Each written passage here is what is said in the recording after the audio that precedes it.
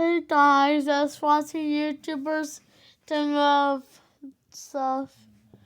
I was supposed to upload this on Valentine's, but sometimes things don't go the way you want. You know, your plans don't always unfold perfectly, and that sometimes you meet the girl of your dreams who sings like an angel. You fall in love, you envision your future together, only to lose her that day.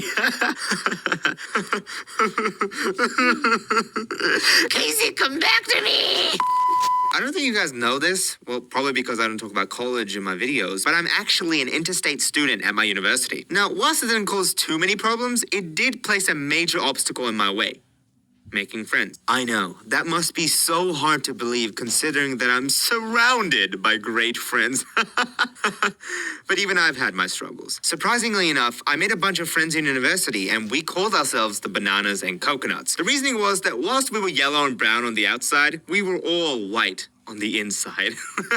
Anyways, it's been a few years since we formed the Bananas and Coconuts, and we've made a tradition of going on holidays together every year. Recently, at the end of 2017, we went to Australia Junior. Oh, sorry, I meant New Zealand. We drove all the way from North Island to South Island, and if I'm gonna be honest, even after that, I'm still not convinced that New Zealand is a real country. Oh no. Now, this story takes place during that trip in the city of Queenstown. Anybody who's been there knows this, but this place is super touristy. Like, there were souvenir stores left and right, and I honestly didn't care about them, but some of my mates were absolutely gunning to take something back to Australia, like a kiwi, or kiwi. I followed along as they were buying knickknacks and slowly started paying attention to my surroundings, as I'm sipping on my smoothie, of course. And that's when I heard it. Hold me close and hold me fast. This magic spell you cast. This is La Vie en Rose. The angelic voice. And not only was it the most beautiful voice that I've heard on that trip, but it was also singing La Vie en Rose, which roughly translates into the French song with roses. I'm pretty bad at French. Oh, bucket. Now, this song holds a special place in my heart because I was a huge fan of the show How I Met Your Mother. It's a story about Ted explaining to his kids how he met his wife, aka their mother. And it took Ted 9 frickin' seasons to explain how he met her. I only needed 1 minute to explain how I met your mom. But on the last season of the show, you finally meet the mother, and she sings La Vie en Rose in one of the episodes. So, as you can imagine, after 9 years of investment I had for the characters, story, and Ted's quest for love, this song quickly forced its way into my heart, and it's really important to me. Ha! I bet you cried when you first heard it. Well, shut up! It's a good song, okay? What a loser. Crying over... Wait, Mom? So once I heard this beautiful rendition of La Vie en Rose, I knew I had to see who was singing it. I left my friends behind and followed the sound until I reached the store. Now, imagine a clothing shop with a glass casing up front, but instead of mannequins, this store actually had a performer inside, just singing away. The first thing I noticed when I was walking up to the store was the message they had painted on the glass, featuring Casey, which I thought was pretty cool of them, you know, to give recognition like that. The only other time I see somebody featuring like that is with the odd ones out. Then I glance up from the message and take a good look at Casey. She was beautiful. And I don't even mean like hot or saucy. I genuinely mean that she was radiating beauty. Like, you know how some girls call guys daddy? Well, in this case, she was mommy. Why did I write that in the script? But the thing is, I can say all this retrospectively because at the time I was way more infatuated with the song rather than the girl herself. So I kind of like casually step inside the store and lean against the door, left hand in my pocket and right hand still sipping on my smoothie. And all that I am doing is listening to her amazing voice. And when she finished singing, all these positive emotions were rushing over me, and I was smiling like a dork. I then took a step forward, raised my smoothie like a toast, smirking all the while, and said, "That was fantastic." She looks at me, smiles, and softly giggles, which I'm pretty sure was like 50% pity. But the thing is, her microphone was still on, so her soft laugh transmitted all around me, reverberating in the store and in the outside markets. Oh no. she started singing another song, and I wanted to talk to her, or at least listen to another song, but I could see my friends walking away from the souvenir store, so I ran after them. If I'm gonna be honest, I could not focus on anything else after that. I was dazed, unable to concentrate on any more shopping, and just kept smiling like a dork. When I told my friends about Casey, they told me to go back and talk to her, to see what would happen. I thought that was reasonable enough, so I grabbed a friend because obviously I'm not gonna talk to a girl by myself. Expecting normal social interaction. As we got closer and closer to the store, the first thing I noticed once again was the glass. I took a quick look at it, emotions rising again, smiling even harder than before, and it said, featuring Mickey? So apparently, they swapped over to another singer because Casey needed to have lunch or something. I mean, if you're playing in a glass case for a random store, do you really have the money to spend on food? Aren't you supposed to be poor? Gosh, Casey, ever heard of a starving artist? Needless to say, I was saddened by the loss of my love, and I kind of expressed that disappointment to my friends, and to be honest, they were totally sympathetic. Well, mostly anyway. My friend and I even tried to see if she had an online presence. I wanted to see if we could contact each other one more time and reaffirm my love for her. But alas, it was not to be. But I guess that's life. I was destined to fall in love, only to lose her in literally an hour, lol. So I guess the moral of the story is never talk to girls, because they'll end up leaving you anyway. At least Mickey's always there for me. Oh, and I'm dating your mom. Guys, this is Vincent, and he's the mascot of my podcast channel. If you want to hear more shenanigans from me, Laddie, and Rush, and a variety of guests, make sure to click on the link in the description below and subscribe to our channel. I hope you enjoy the voice chat podcast. All right, and with that, I'll leave you be to listen to PJ's beautiful singing. Mwah. Stay amazing, everybody. Oh.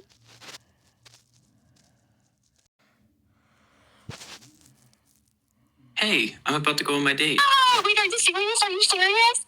Okay, don't be stressed. Just be yourself. And just, don't scare her away. Sorry. Are you Alyssa? Yeah, that's me. Hi, my name's Alyssa, and as of early 2023, I've been dating this really sweet guy who I'd love to finally introduce you all to. Hi, But although I'm very excited to share this good news, I don't want to share too much. We deserve our privacy, you know? So you guys can call me Kermit. Ah! Because he did a really good Kermit the Frog impression, which is why I swiped right. You heard it here, folks. Last year, I was on quite a few dating apps looking for that special someone, which, by the way, if you're lucky enough to have never reluctantly downloaded an app to find someone who will love you, here's what that modern hell tastes like. First, you create your profile and pick some pictures for everyone to judge how attractive you are. No pressure, of course. I made sure to choose pictures that not only captured my good side, but also showed off my quirkiness, like me holding a giant sword. I found it better to show, not tell, about the autism lurking beneath me. Because when I would lead any introductions with, oh, and by the way, I'm autistic, people either got weird around me, or were weirdly mean to me, or started treating me like I was 6. I am 26. Or worst of all, what? You're not autistic. What? What do you mean? Well, you're nothing like my little cousin. He's obsessed with trains. Oh. Yeah, I guess you're right. I'm obsessed with planes, so guess I'm disqualified. That was an autism joke.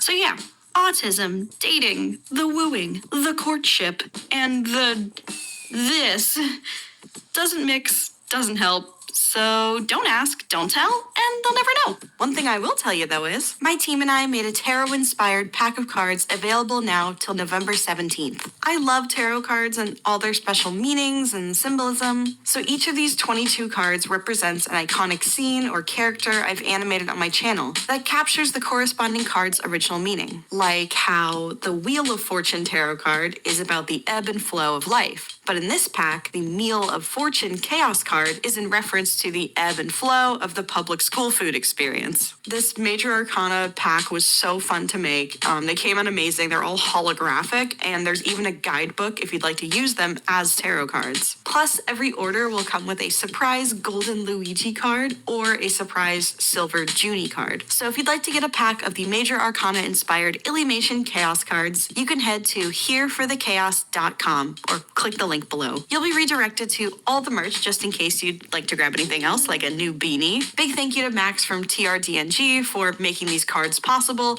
And a big thank you for supporting me in everything. So now back to the video. Now, the next excruciating step in this process, autistic or not, arises when you start swiping. Okay, Gabriel, 25. 25 people are in this photo. Which one of you is whatever? Next. Huh? Is that a f***ing Subway? Oh, they're hiring. Online dating is grueling. Wait, what the? Is that? Wait, that's me. But I'm me. An additional problem I run into as an influencer is that some people like to steal my photos to do a little catfishing. But on the other end of this dastardly spectrum, that was an autism joke. Those who come across my actual profile will doubt it is really me and report me. So that's how I got banned from Tinder. Not clickbait. Emotional. It's rough out here, man. So after that failure, I did some Googling and found a dating app for influencers. And I wasn't influential enough to get in. So after that failure, I tried Hinge. Thankfully, Hinge has a verification feature to ensure the person you're talking to really is the same person in their photos, which is why I didn't get banned. Thanks, Hinge. Mwah. So I swipe, I see a cute guy doing a Kermit the Frog impression. He sees my massive sword, we match, we meet up, and we really hit it off on our first date. I remember both of us getting way too excited when we saw Hush Puppies on the menu, because we were both born and raised Southern Belle. Wait. Hush puppies? I love hush puppies. It tastes delicious. Turned California girls who hadn't had a good hush puppy in years. And thus, we shared in our misery when the waitress informed us they weren't actually hush puppies. They were just deep-fried mashed potatoes, which sounds great. What? What did? Why didn't you do this to us? But it just made us miss Southern cuisine. And if you don't know what a hush puppy is, bless your heart, y'all are missing out. Point is, it was a bonding moment, and he was really nice to the waitress. Green flag. But as we waited for our food and talked about other Southern dishes we missed, my mind couldn't help but wander to the autistic elephant in the room. Me. I was the autistic elephant. This guy seemed really sweet so far, but eventually I'd have to have the autism talk, and I would just have to hope he'd still see me the same. Or deal with it if he didn't. So, took a deep breath, and I told him, just so you know, because I feel it's important to say, I'm autistic.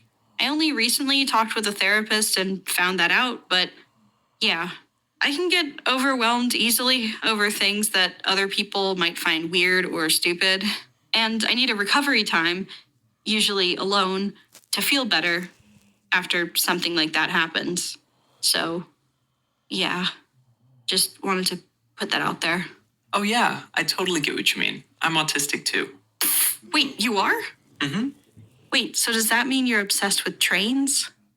No, but I am really into planes. Me too! Kermit went on to explain that he was formally diagnosed as a kid, but his parents didn't tell him he was autistic until he was about...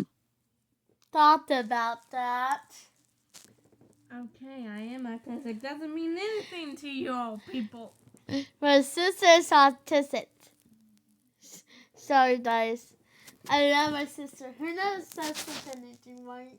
No, not really. Only, actually, Stitch. Her's very obsessed with Stitch. Very obsessed. So, yeah. 19 because... They didn't want me to use it as a crutch. Uh-huh. So how was your childhood being autistic, but literally... Sorry, guys. I really did a quick pause. Sorry. Okay, guys. Hi. everyone knowing except you? It was difficult.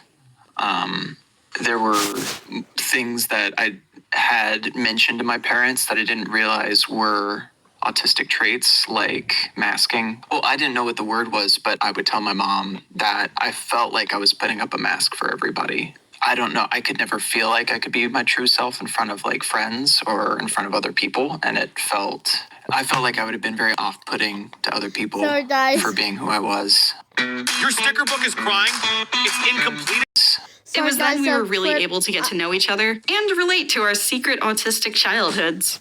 Kermit told me this story where he wanted to ask a girl to prom, but he was scared to because he was known as the weird kid and didn't think that interaction would go well. Nevertheless, he found the courage and went for it. Tap her on the shoulder. I'm like, hey, would you like to go to prom with me? And then she smiles at me and she says, why? Why? Yeah, and in that moment, went straight to autism. Like, my eyes dropped to the ground. You were like, this is I not was according to plan. I look, she's already gone. She's in a different class. She left me high and dry. She's already Right there. talking to her friends like this weirdo. Yeah, she's like, moron. Now, even though I didn't have that exact same experience, I could relate to Kermit's struggles in approaching someone romantically. Dating and flirting and all of that is Hold on, sorry, guys. Sorry, guys. already a delicate dance of cat and mouse if you're not autistic. But if you are, and if you're like me, you might find yourself constantly tiptoeing the line between just trying to interact like others expect you to, but not so much that people get the wrong idea. A lot of autistic people exhibit masking behaviors. In order to avoid bullying or ostracization, autistic people will often mirror body language, hold very intense and deliberate eye contact, stim or fidget in ways that are less detectable, and speak less about themselves and their interests, and instead shift the focus to the person they're talking to. You know, make ourselves smaller so you don't notice our inherent quirks. On the inside, it feels like balancing 10 spinning plates while also interviewing someone, but on the outside, it looks like this. So yeah, work's been kind of crazy, but working on my truck really helps take my mind off things. Oh, like a DIY project. I love those. But what kind of work do you do on your truck? Man, I'm so glad you asked. You know, you're not like those other girls. Oh, yeah. When someone comes across an autistic person like myself, they'll often describe me as bubbly, silly, occasionally blunt, and unabashedly passionate, though very talkative about my interests. But since I'm also undeniably weird and hang out with other fellow weird girls, we are prone to growing a I'm not like other girls complex, which isn't healthy, but that's usually the box neurodivergent girls find themselves in due to the ostracization or bullying from their peers. And so, if wearing I'm not like other girls as a badge of honor is the only way to make your autistic self more likable in middle school, you're probably going to go down that route. But hopefully, when you and the other girls get older, you'll all realize internalized misogyny is just a feature of white supremacist and patriarchal ideologies that hinder us from attaining self-actualization and true equality. But that's a topic for another video. My point here is, if you are disabled, you know it is a lot harder to navigate the world and achieve major life milestones than your non-disabled peers. Growing up, I always thought there was something inherently wrong with me, because things like friends and dating just seem so easy and natural for everyone, except me. But as the first date with Kermit turned into the second, the third, and so on, I realized this was the first time I'd be dating someone where we were both autistic and acutely aware of how that impacted our everyday lives, which ended up being kind of a big deal. A couple months back, we went to Universal Studios with a bunch of friends to experience the new Super Mario World. It had just opened and it was super busy, so Kermit and I were determined to get there early to beat the crowds. Now, obviously, driving and traffic is not very autism friendly. Honestly, not neurotypical friendly either. Traffic on the 5 is actually quite the hostile environment, but it wiped us out much more than we anticipated. There's this thing called spoon theory, originally coined by those with chronic illnesses, if I'm not mistaken, that helps explain why some seemingly simple everyday tasks like doing dishes, running errands, or driving on the highway can take more energy out of them than others who don't live with a chronic illness. They have a limited amount of spoonfuls of energy that they must be aware of to avoid doing too much and getting hurt or burnt out. But spoon theory has also been a great visualization tool for those on the neurodivergent spectrum too, because our disability is invisible. That's why it's important to keep in mind your daily limits to avoid feelings of dysregulation, or as I like to call it, turning evil. Because when I'm overwhelmed by too many sensory problems, I shut down. And any words that do escape my mouth are usually very blunt. Unlike this knife. Driving, honking, stop, go, brake check, siren, cop car, hard stop, honking, all that took a lot more spoons than we thought it would, which left Kermie and I rather low on spoons and a little evil. But we made it. And we were first in line until a whole family cut in front of us. So we waited out our dysregulated storm clouds with deep breaths, quiet time, and mindfulness. And about 15 minutes later, a couple park workers came over to open the gate. But they let us know we were going to be led into the park slowly as a group. No cutting, no running, and no pushing. And I'm thinking, well, yeah, of course. I mean, there were a couple kids there, but it was mostly 20 and 30-something-year-olds decked out in Mario merch. I may have looked cringe in my Daisy from Mario Tennis casual cosplay next to a Minion statue, but I was certainly not prepared for any cringe crowd behavior. But as soon as those workers turned their backs, a bunch of people started running around, ducking in and out of the crowd to get closer, cutting, pushing, so they stopped us, yelled at people, started again, stopped, yelled, start, stop. It was just traffic on the 5 on foot. I hate this. And I thought this madness would ease up once we reached the escalators, because everyone who was cutting and running would have to submit to the single file little staircases, but out of nowhere. Hey, whoa, dude, why are you pushing? You pushed both of us, dude. We all saw you. Spoon theory turned to straw theory real quick, because that was the last straw, baby. Straw sucked up all the energy I had left. Gone were our typical people-pleasing, I'm sorry, I didn't mean to. No, we were evil, and we didn't give a flip the goal. Kermit gets in front of me, he towers over this dude. Did I mention my boyfriend is 6'3"?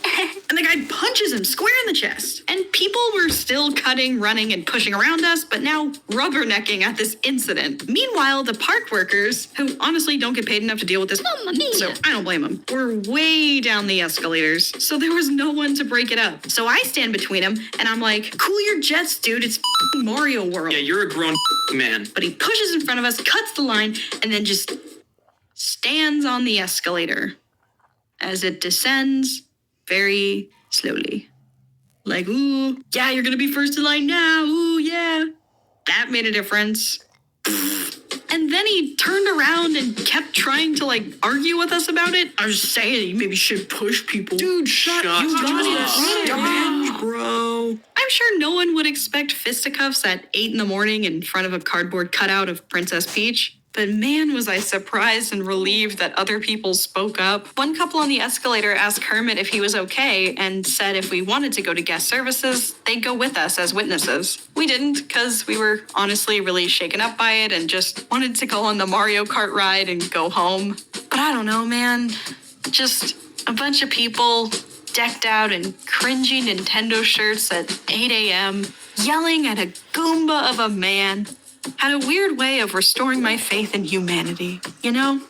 Now, this was an example of Kermit and I experiencing and reacting to something very similarly, but it should be stated, just because you and the person you're dating are both neurodivergent doesn't mean you'll always feel the same during intense social situations. For example, my boyfriend Kermit is not of the YouTube sphere, although he does enjoy watching and keeping up with certain creators. But never in a million years did he anticipate being in the same room as Hassan, Jax Films, Ian from Smosh, Eddie Burback, Michael Reeves, Lily Pichu, and many others, all at once. So at Creator Clash back in April, there were a lot of He's right behind me, isn't he? moments. But once we were back in the hotel room, Kermit realized that busy, loud, crowded events like this made him super anxious and overwhelmed. The autistic masking was turned up to 100, which takes a lot of spoons that he doesn't always have ready. So he requested that next time we go to an event with a high volume of people in my industry he might have to interact with, that we take the day nice and slow leading up to it.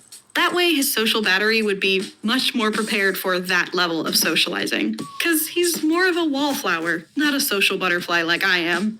So, you want to know what I did as a loving, caring, healthy girlfriend?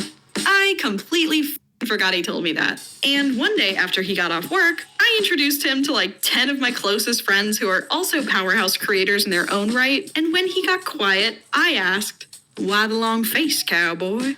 Like, hello, he already told you this. How could you forget? Oh, God help us. Can we talk about this later? What? Why later? What's going on?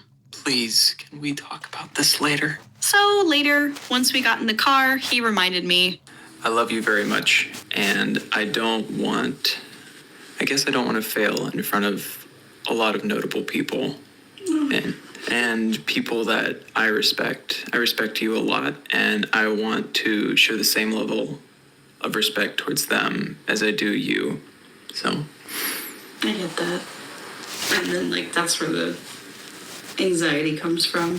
yeah, and the anxiety is just overthinking the situation when really I should be just engaging and not putting up a mask or not being so autistic. But you can't help that. But I can't help it. Or it just keeps going. It's overflowing. No, I get it. Growing up autistic, especially when everyone has an inkling but you, is difficult. It's strange, it's lonely, and oftentimes it feels like it's all your fault. But it isn't. Just because your experiences differ from others doesn't make you any less cool, any less likely to be happy, or any less lovable. You just have to find the right people who will accept you as you are, as you deserve to be. Thank you for watching my videos, and as always, stay safe. One more video, guys. But I'm a plush now. Hey, you, guess what? I'm a plush now. That's right, Bryson plushies are now on sale along with the ham plushies. But supplies are very limited, and if they sell anything like they did last time, you have about 1 day to buy one or they're gone. Especially the Bryson one. Also, there's a ham pin and a Bryson pin. Use the link in the description or the merch shelf to get one now. Okay, on to the video.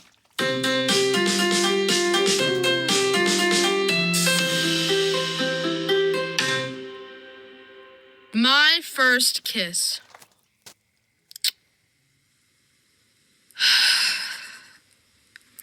Okay, here we go. Oh gosh, it hurts. Why am I doing this? Okay, let's go.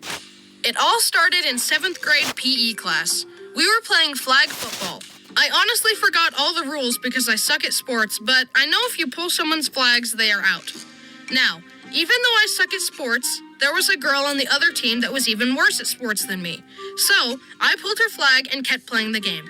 But, as the game went on, I kept seeing her, so I kept pulling her flag over and over. After like the 5th time of doing this, she jokingly said, "Do we have a problem?" "No." "Then why do you keep pulling my flag?" What can I say? You're an easy target. And I walked off. I got it! Now, I had never noticed this girl before, but apparently she had been